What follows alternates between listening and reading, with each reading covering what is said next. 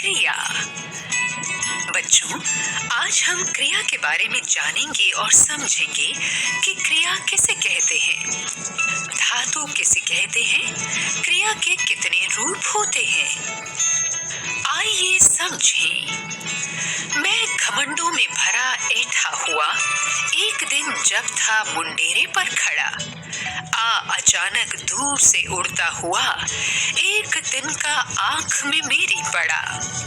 मैं झिझक उठा, हुआ बेचैन सा लाल होकर, आंख भी दुखने लगी। मूठ देने लोग कपड़े के लगे, ऐठ बेचारे दबे पांवों भागी। बच्चों, उपर्युक्त काव्यांश में मोटे रंगीन छपे शब्द किसी न किसी कार्य के होने की जानकारी दे रहे हैं। क्रिया का अर्थ होता है कार्य का होना या करना। क्रिया का करना या होना बताने वाले शब्द क्रिया कहलाते हैं। प्रत्येक वाक्य क्रिया से ही पूरा होता है। क्रिया को करने वाला कर्ता कहलाता है। धातु क्रिया का मूल रूप धातु कहलाता है। इनके साथ ना प्रत्यय जोड़कर क्रिया के सामान्य रूप बनते हैं, जैसे धातु रूप सामान्य रूप। बोल, पढ़, घूम आदि। बोलना, पढ़ना, घूमना आदि। क्रिया के भी कर्म के आधार पर क्रिया के दो भेद हैं, सकर्मक क्रिया, अकर्मक क्रिया। सकर्मक क्रिया सजमा कर्मक अर्थात कर्म के साथ। जिन क्रियाओं के साथ कर्म लगा हो और क्रिया का फल कर्ता पर न पड़कर कर्म पर पड़े, उन्हें सकर्मक क्रिया कहते हैं। जैसे अध्यापिका पाठ पढ़ाएगी, माली ने पौधों को सींचा। कर्ता और क्रिया के बीच क्या, किसे, किसको लगाकर प्रश्न करने पर यदि उचित उत्तर मिले तो वह सकर्मक क्रिया होती है। सकर्मक क्रिया के निम्नलिखित दो भेद होते हैं, एक कर्मक क्रिया, द्विकर्मक क्रिया। एक कर्मक क्रिया, जिन सकर्मक क्रियाओं में केवल एक ही कर्म होता है वे एक कर्मक क्रियाएं कहलाती हैं। रिया पौधा लगा रही है, इस उदाहरण में पौधा कर्म है, लगा रही है क्रिया का फल सीधा कर्म पर पड़ रहा है। इस वाक्य में एक कर्म है, अतः यहाँ एक कर्मक क्रिया है। द्विकर्मक क्रिया, द्विकर्मक अर्थात दो कर्मों से युक्त। जिन क्रियाओं में दो कर्म पाए जाते हैं अथवा दो कर्मों की अपेक्षा होती है वे द्विकर्मक क्रियाएं कहलाती हैं। माँ मुकेश को कहानी सुना रही है। इस उदाहरण में क्या तथा किसे प्रश्नों के उत्तर मिल रहे हैं, जैसे माँ किसे क्या सुना रही है, उत्तर मुकेश को कहानी। वाक्य में दो कर्म आए हैं, अतः यह द्विकर्मक क्रिया है। अकर्मक क्रिया, अजमा कर्मक अर्थात कर्म रहित अथवा कर्म के बिना। जिन क्रियाओं के साथ कर्म न लगा हो तथा क्रिया का फल कर्ता पर ही पड़े उन्हें अकर्मक क्रिया कहते हैं।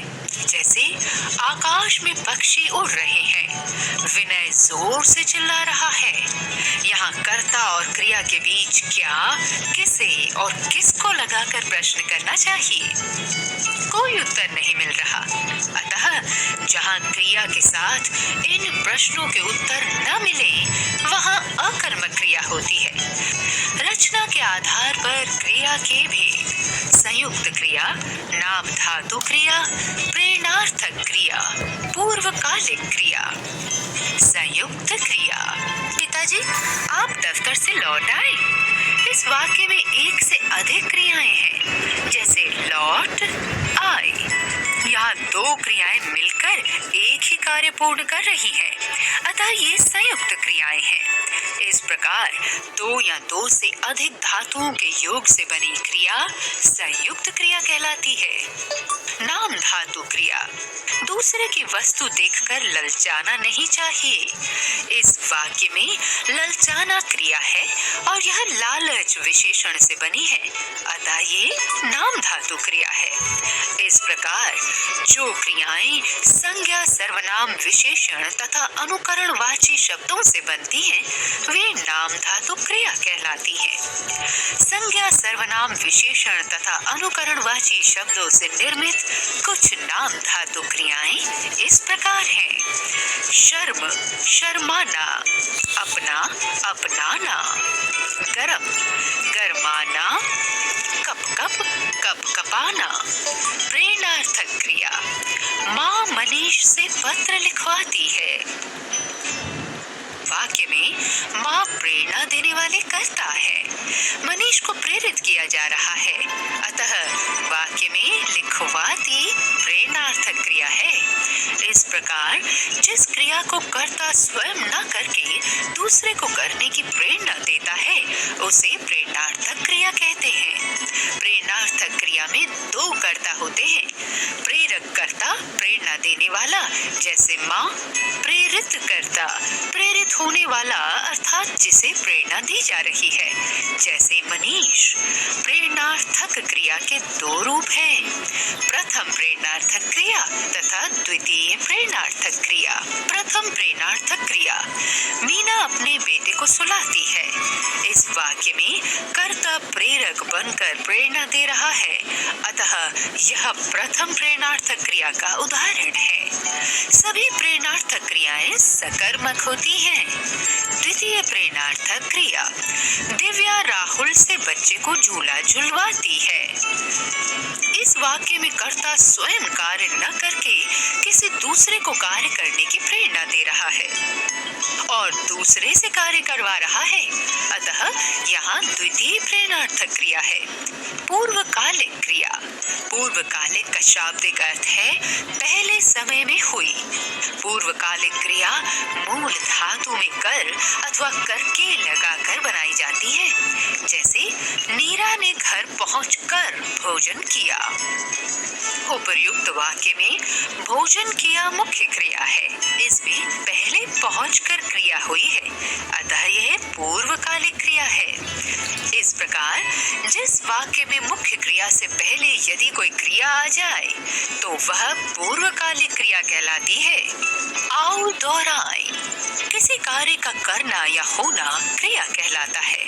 क्रिया का मूल रूप धातु कहलाता है। कर्म के आधार पर क्रिया के दो भेद होते हैं, सकर्मक क्रिया, अकर्मक क्रिया। सकर्मक क्रिया के भी दो भेद होते हैं, एक कर्मक क्रिया, द्विकर्मक क्रिया। रचना के आधार पर क्रिया के चार भेद होते हैं, संयुक्त क्रिया, नाम धातु क्रिया, प्रेरणार्थक क्रिया तथा पूर्वकालिक क्रिया।